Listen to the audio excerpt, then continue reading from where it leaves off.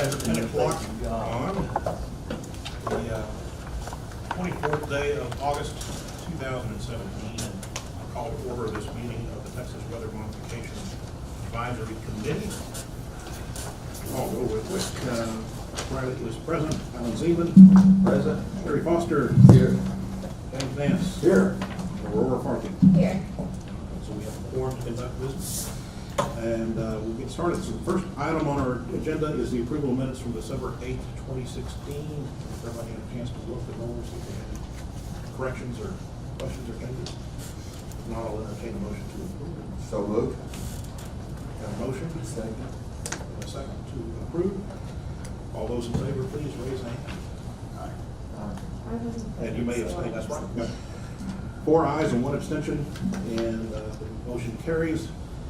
That brings us to public comment. Do we have anyone here who wants to comment on items that are not on the agenda or outside the agenda? Any sort? Hearing none or seeing none, then we'll move on to staff reports. From the executive office, Mr. Boynes, do you have anything you'd like to report to us? Yes, sir, Mr. Chairman and members. I'm Nick Boynes, TDLR, here to kind of bring you an executive office report.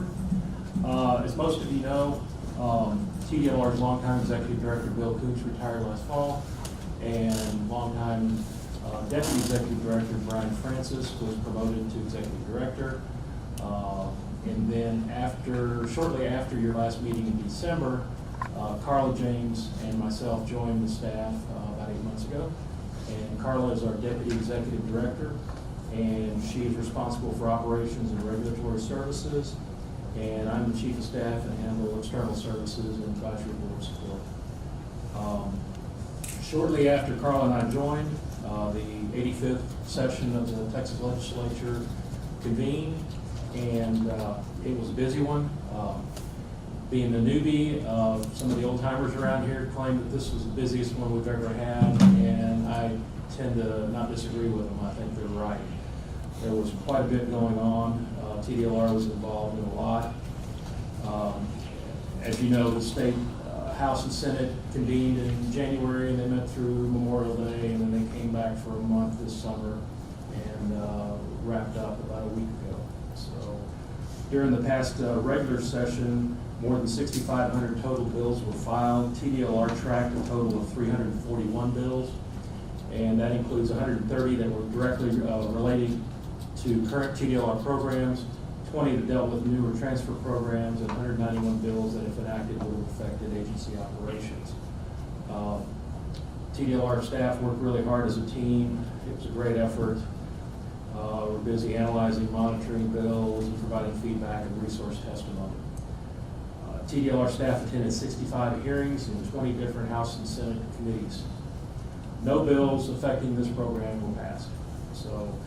But we're now, as an agency, involved in implementing the bills that were passed, in developing rules, communicating to stakeholders, appointing and prepping other new advisory boards, hiring additional staff, and dealing with education, exams, IT programs, and other things. So, if interested, if you'd like to see a full review of what happened agency-wise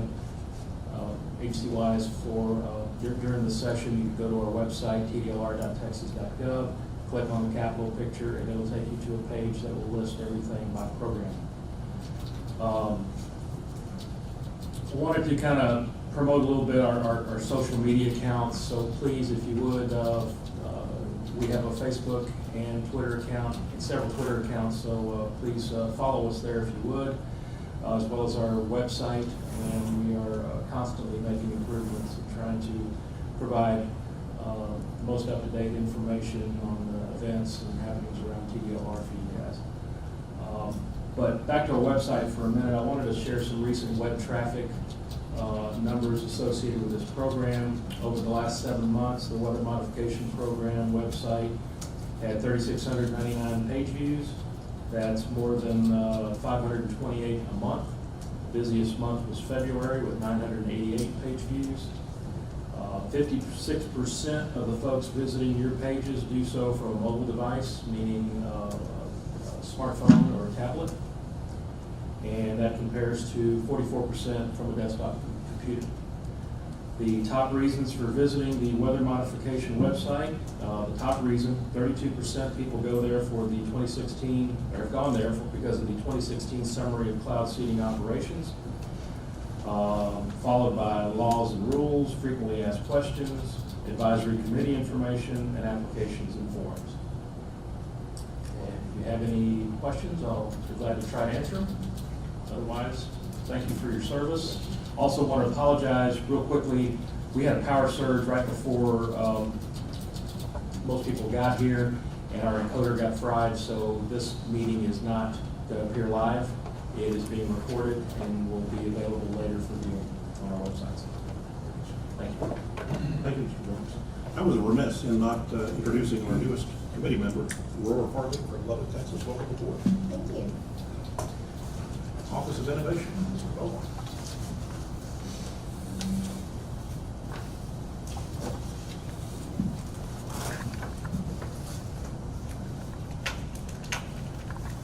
Good morning, Mr. Chairman, members of the committee. I'm George Bomar, Program Specialist for the Texas Department of Licensing and Regulation.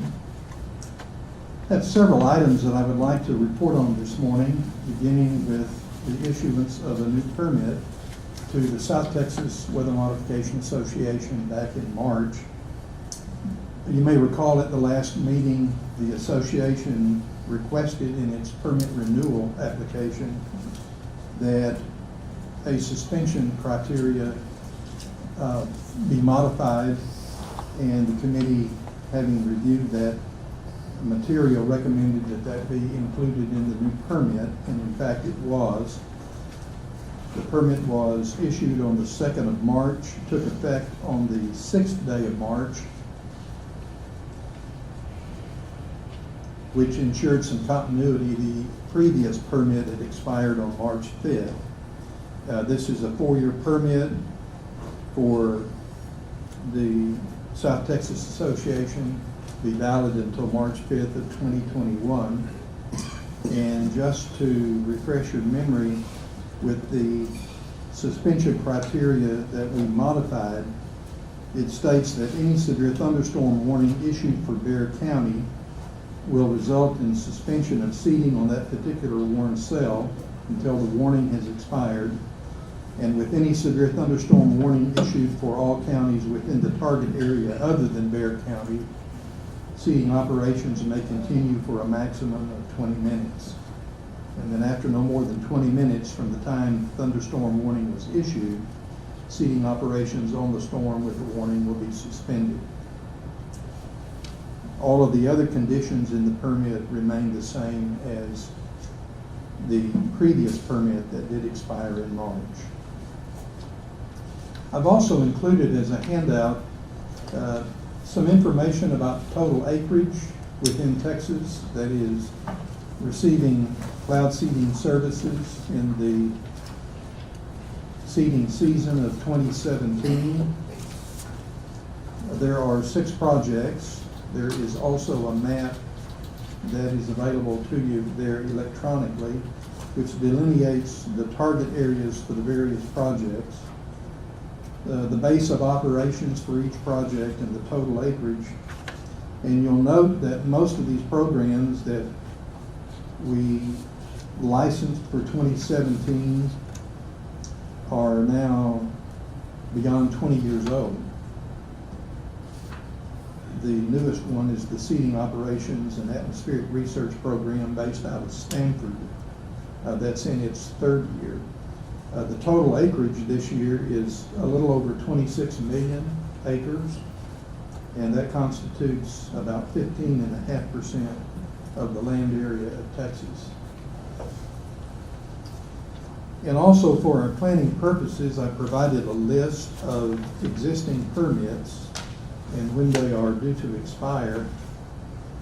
There are a number of permits that will be expiring in the next 12 months.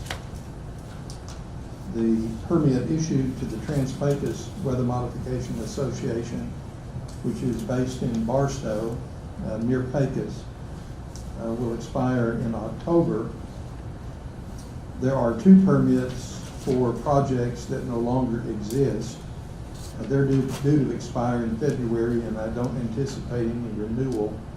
But we will have other permits that will expire in March and early April. So we'll want to keep that in mind when we get down at the end of the agenda and make plans for our next meeting. I did just want to summarize for you the permits that are in existence, as well as the licenses issued to 7 entities. Those licenses will need to be renewed for fiscal year 2018, and we have applications before the committee today for recommendation on renewing those licenses for the new fiscal year. And one of the pieces of information that I've included is a rather detailed step-by-step description of how we at TDLR process weather modification licenses and permits. And we recently had an external audit done of the weather modification program here at TDLR. And one of the pieces of information they requested to see was this step-by-step description of what we do when we receive an application for either a license or a permit, or for a license renewal or permit renewal, or an amendment to a license or a license amendment. And so this document is intended to answer any and hopefully all questions as they relate to what it is we do and the sequence within which we process these applications, either for new licenses and permits or for renewals of existing ones. Don't know that I've ever shared this information with you before, but it's there for your perusal if you wish. Lots of detail too. It is.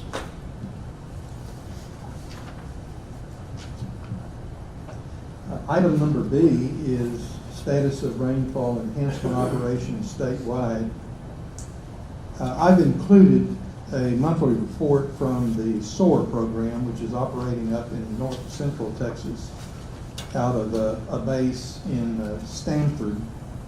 That's with an M, Stanford, east of Abilene. All of the projects do monthly reports. Most of them upload those and they're available at their websites, but I merely wanted to share one of them with you so that you could get an idea of the amount of detail that these operators furnish, not only their clientele, water districts, commissioners' courts, farmers, ranchers, but we here at TDLR as well.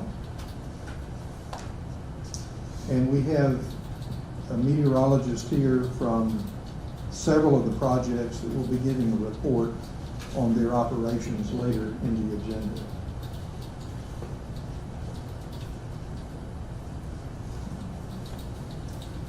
Item C, exemption to the USDA TAES for experiment cloud seeding in Texas during the summer of 2017.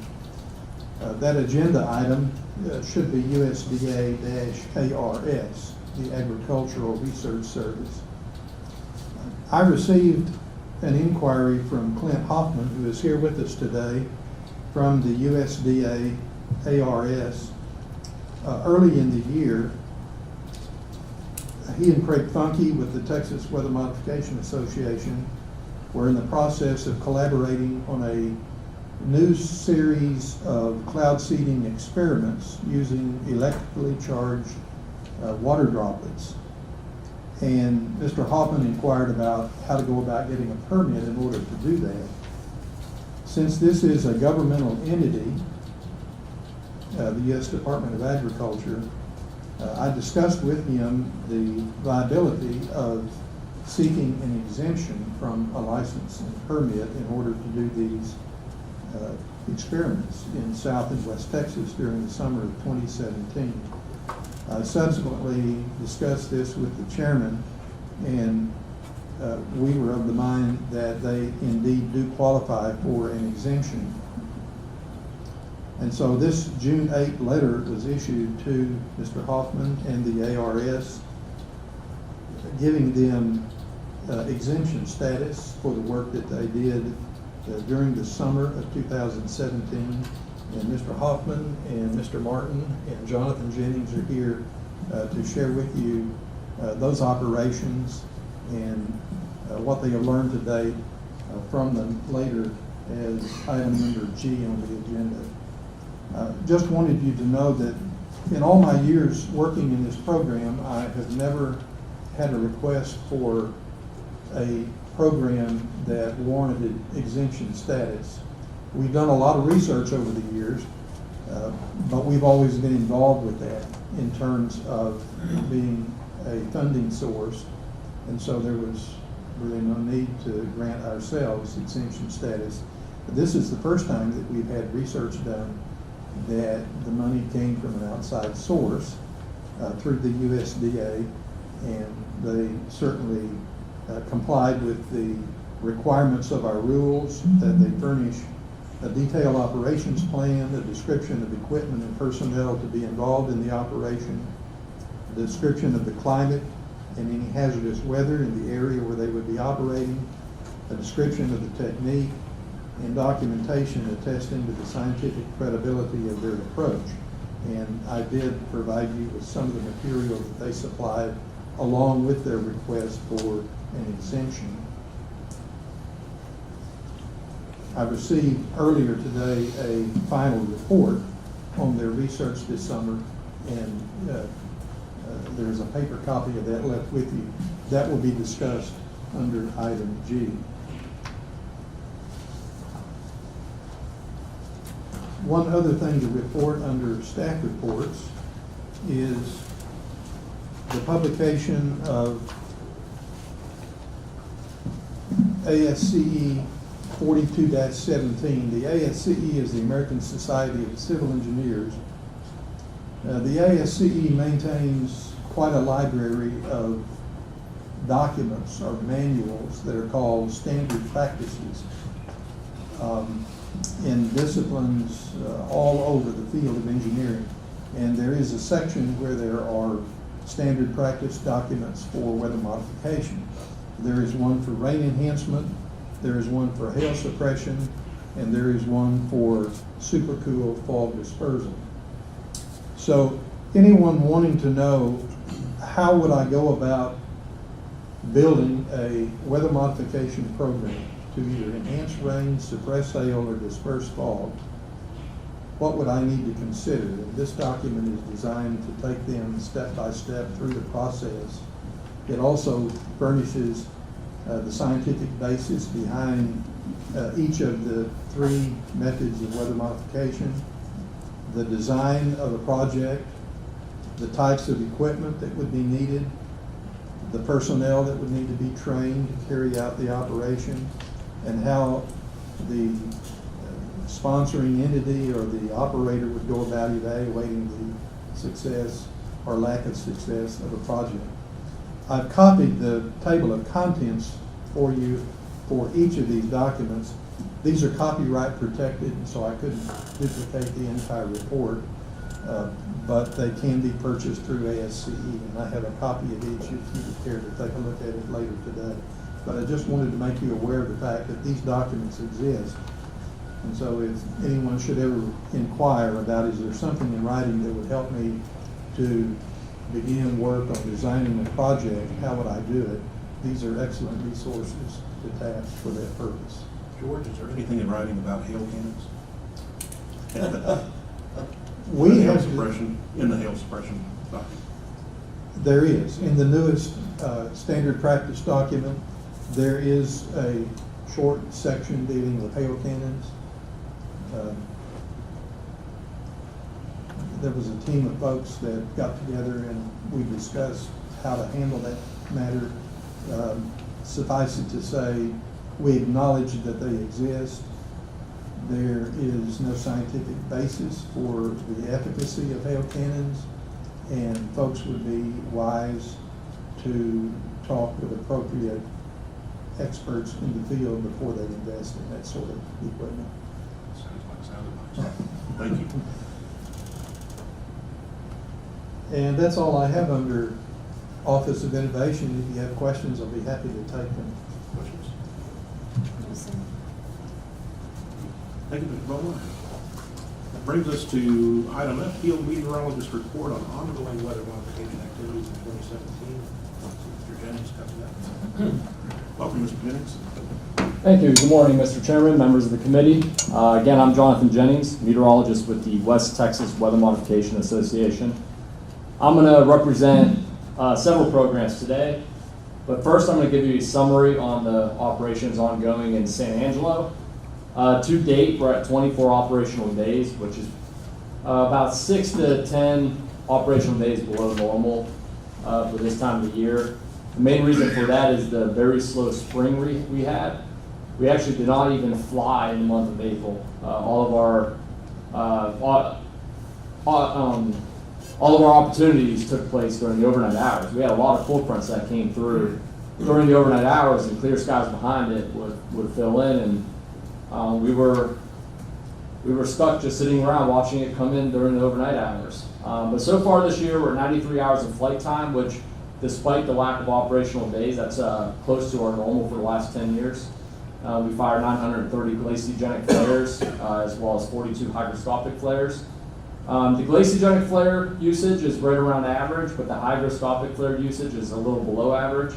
And really, that's because of how humid it's been. We haven't had the need to use as many hygroscopic flares as we've had in the past. So far this year, 2017 is a little bit drier than 2016.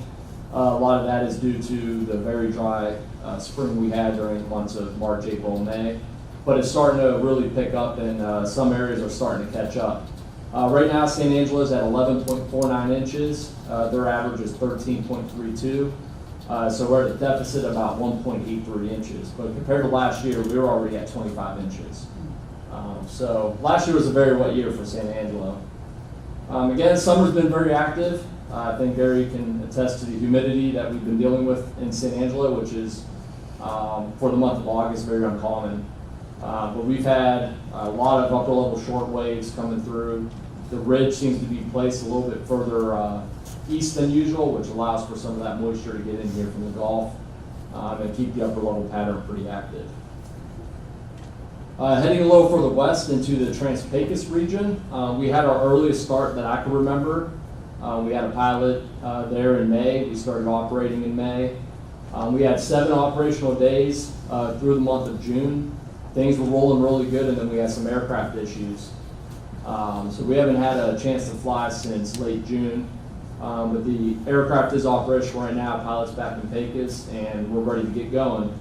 So far, we've flown 20.4 flight hours out there, which is pretty good considering just the 7 operational days. We fired 210 glaciogenic flares, which again is very good considering the operational days. It's been much more active. We've hit a home run with the pilot. He's been very good. So things have been running very smoothly with operations out there. Typical far west Texas pattern out there. We've had a lot of higher terrain thunderstorms develop and move over the adjacent plains. But lately, with the aircraft being down, we have missed some opportunities, which is unfortunate. We hope for a very active rest of the season. It looks like the end of August is going to continue to be active into September. But it appears that the season is going to end on October 1st as for the funding issues. So we'll wrap up at the end of September, but so far, Trans-Pecos program has gone pretty good considering the things we've been dealt with. But I think the folks out there are still very serious and still in the game of weather mod. They're having a great year, I think, and we've seen a lot of commitment out of them. Moving on to the South Texas program, which is out of Pleasanton. They've had 32 operational days with 162 hours of flight time. They fired over 1,959 glaciogenic flares and 148 hygroscopic flares. Both those numbers are well above average. They've been drier than 2016, again, mainly due to the dry winter and spring months. They're about 2 to 6 inches below normal across their target area, but things have been picking up down there. And a lot of that's going to change here in the next couple of days. The sea breeze, Kendall told me the sea breeze has not been too active, which is something they rely on during the spring months, and they just didn't have much of that this year. As far as the operational programs, that's all I have. I'm available to take any questions if you guys have any. Questions, anybody? What was the problem with the airplanes, Jonathan? With the Transpecus program, they blew the exhaust off.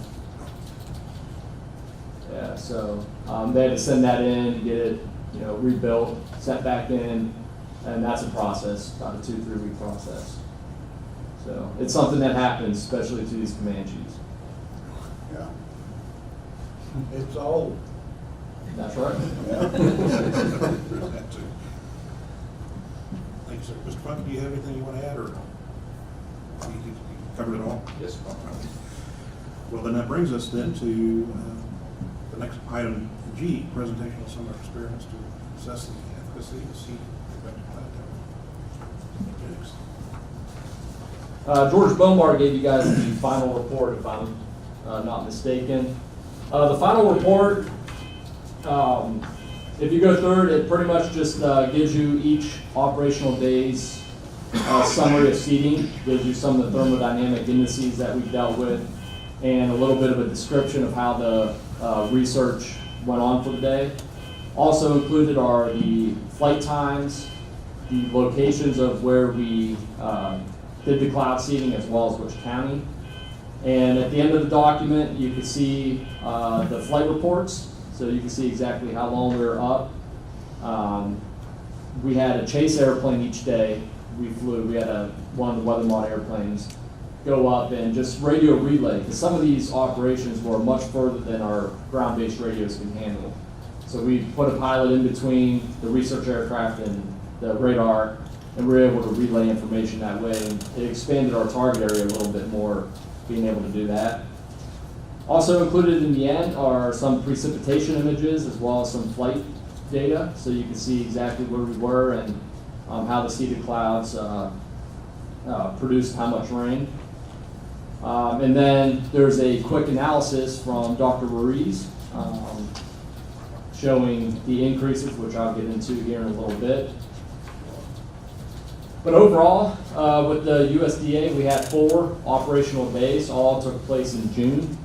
We flew just the research aircraft 10.5 flight hours.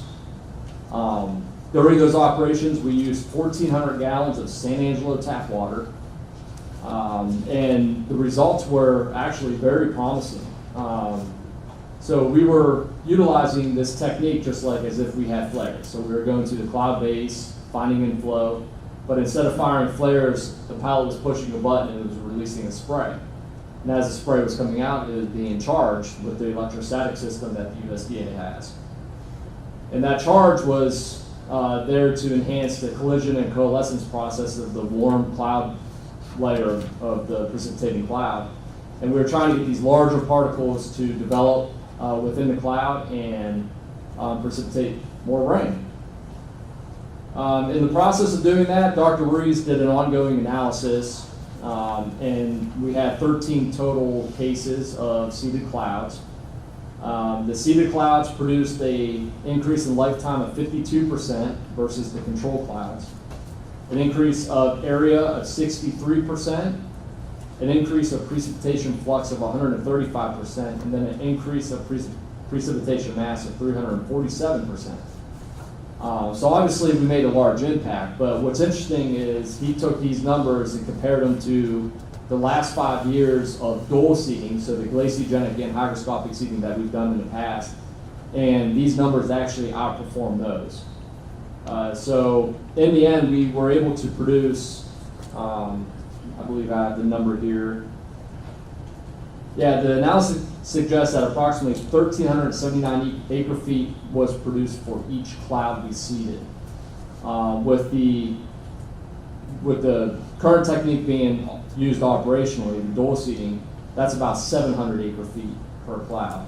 So we're seeing about double the output from seeded clouds with this technique. Of course, we only have 13 clouds, so we need a much larger sample size to push this further operationally. But we do have plans to continue to research, perhaps this winter into next summer. The great thing about this technique is it's not just convective clouds. we can see from the top on stratiform clouds like we're seeing this morning. And we can spray on top of the clouds and the water droplets fall through, the charged water droplets fall through and interact with the droplets in the cloud as they fall through the cloud.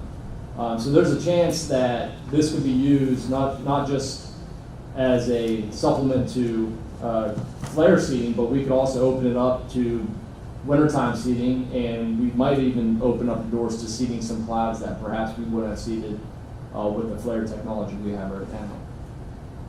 It's a lot less expensive too, isn't it? Yeah, if you look at it as an operational standpoint, just the operations, it's much less expensive. Now, the aircraft we're using is an air tractor, which does require a lot more fuel. It burns a lot more fuel. You have to have, pilots certified to fly that. But of course, you're throwing out tap water instead of flares. Yeah. 400 gallons of tap water, which is the max the aircraft could use, is a couple bucks. Where one flare is $40. So yeah, it's definitely cheaper, but the upfront cost purchasing $1 million air tractor is the issue. Okay. But it could be worth it if we're producing double the amount of water. Yeah.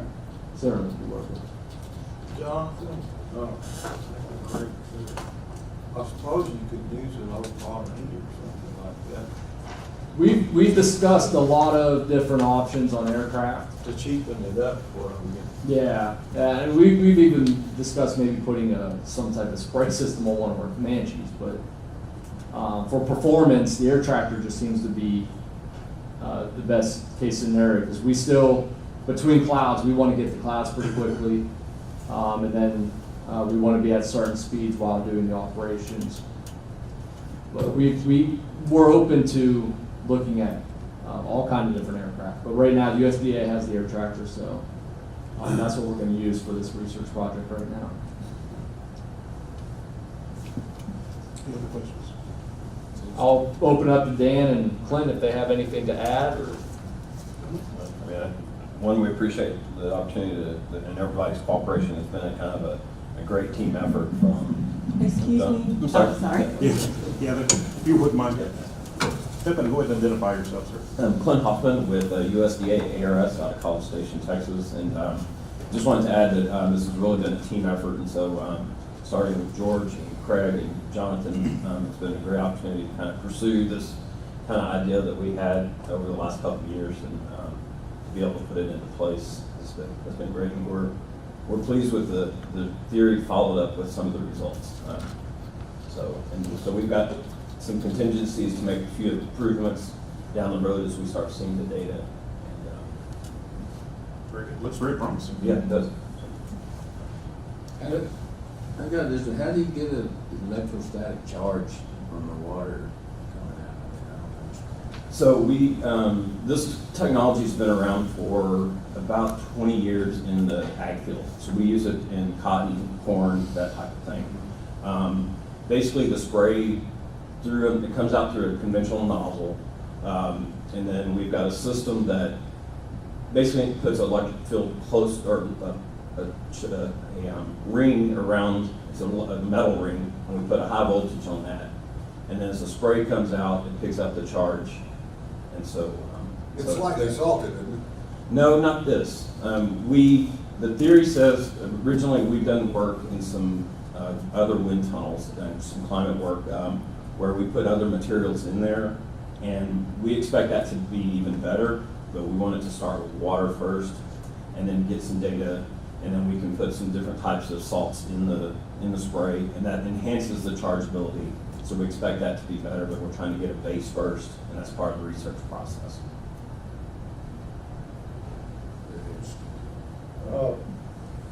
I read somewhere in here that you're using like 60 nozzles, and I would assume that it's a very small particle size that you're putting out. Is that? That is correct. When we did all the development work in wind tunnels where we do droplet sizing work and all that kind of stuff. So one of the things talking with the Archie, yeah, was the number of particles. So we were trying to get the same number of particles that a flare would release.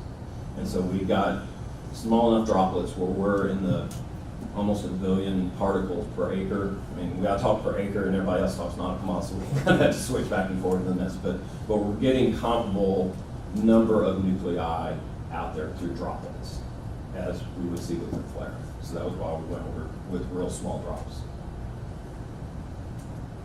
Well, I'll offer to you, if you want some real salty water next year, give me a call. Got a little bit to get rid of. I can handle that.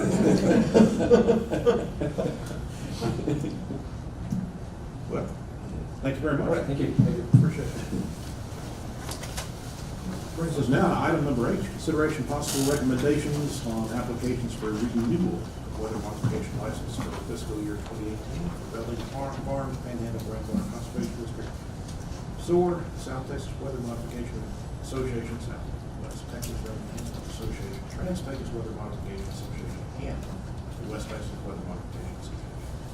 Mr. Bomar, some recommendations, please. Mr. Chairman, George Bomar, Program Specialist, the TDLR again. We're at the end of fiscal year 17. Fiscal year 18 begins on September 1. The 7 existing licenses will expire, excuse me, on August 31. We have applications from 6 of the 7 current licensees. The 7th licensee mailed his application in on Friday. It's not come in yet. That's from the Southwest Texas Rain Enhancement Association. That association does not currently have an operational program, so it is an imperative that they maintain their license. Instead of requesting a renewal, they can seek a new license, at which time they apply for a permit. So that can be put on a back burner, so to speak. We're looking at 6 applications this morning. 5 relate to rain enhancement activity. 1 is a dual-purpose project, the one that Jonathan Jennings served as a meteorologist, hail suppression as well as rain enhancement based in San Angelo. The other 4 programs are rain enhancement. I provided you with a short summary of the qualifications for licensed meteorologists in the state of Texas, just as a way of refreshing our memory of what is required of a meteorologist in order to be licensed, to be in control and in charge of cloud seeding operations or weather modification operations. That individual must be degreed and must have a certain level of experience. Suffice it to say, all of the applications request renewals for the new fiscal year with personnel who are on the current licenses. So we have no one to consider as an addition to any of the licenses that exist today and are to be renewed for the new fiscal year. The Panhandle Groundwater Conservation District has on its license Jennifer Currier, Archie Ruiz, Todd Flanagan, and Stephanie Bell. The SOAR program has Duncan Exisa. The Trans-Pecos project has Jonathan Jennings and Archimedes Ruiz. The West Texas Association, San Angelo, has Jonathan Jennings, Kendall LaRoche, and Archimedes Ruiz. And the South Texas project has Kendall LaRoche, Jonathan Jennings, and Archimedes Ruiz. I have payment of the license renewal fee for each of the 6 licensees that are before you today. I would also mention one of the licenses is for the hail cannon operation out in the Fort Stockton area by Building Farms, and the individual on that license is Archimedes Ruiz. Any questions about those applications? Sounds like everything's in order. I don't see a reason we need to break them into individual items, since we're just recommending to commission or the department rather to review them. So I would entertain a motion to review those. I'll move what the chairman said. To recommend renewal of the 6. Second. run through those real quick, just to be sure we have them on the record. But Panhandle Groundwater Conservation District, a SOAR project, Trans-Pecos Association, the West Texas Association, South Texas project in Belton Farms. Is that Yes, all sir. six? That's correct. Okay. Do we have a motion and a second? All those in favor, please raise that hand. Let the record show that it was a unanimous vote. Brings us now to item I, recommendations for agenda items for the next committee meeting. Mr. Coleman, you have something you want to discuss with us? Mr. Chairman, let me refer you back to that listing that I cited earlier of permits that are in force at the moment.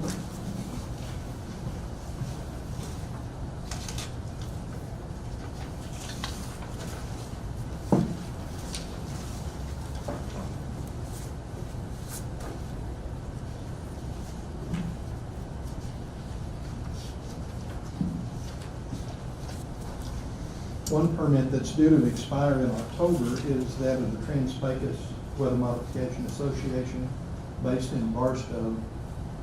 As Jonathan Jennings told us earlier, that program will suspend operations on or about October 1. And always in the past, they have not resumed operations until March or April of the following spring season. Even though their permit expires on October 24, we could entertain an application from them as late as early 2018. I don't have an application from them at this time. They've not begun the notice of intent publication. The two permits that are due to expire in February will not be renewed. The other permit held to the Trans-Pecos group will expire on March 13, and the project based in San Angelo will expire on April the 3rd. So what I'm suggesting is the committee could meet again as late as sometime in late January or early February, if that would please the committee.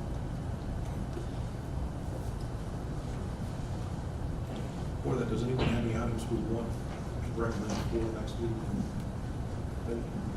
Not that we'll move to J, which is discussion time of late location next week. Late January or February works Thursdays, so does it still work well for people? Okay. Thursday mornings, is that? Yes, sir. So I guess ask staff if there's a preferred time that works well for you all. I think Delia's checking out the calendar. We have, we're gonna meet on Thursdays. It's gonna be, we have available February 1st, the 8th, and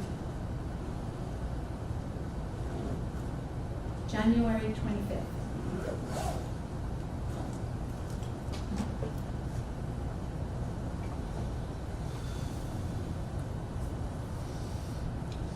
Block out any of those days. I don't have a problem with any of those. February 1st or 8th would be Yeah, better better in for me. February. I would suggest February 1st gets going, trying to ensure you get everything to minutes that works very well. Let's need a motion on that, but I guess by unanimous consent, we don't think the 1st of February, barring something coming up with the commission department. Just to move it for some reason. And at 10 a.m.? Yes, ma'am. Mr. Chairman, we may well have a resumption of experimental seeding with the charged particles by that meeting date in February, so we could add to the agenda an update on the progress of that research.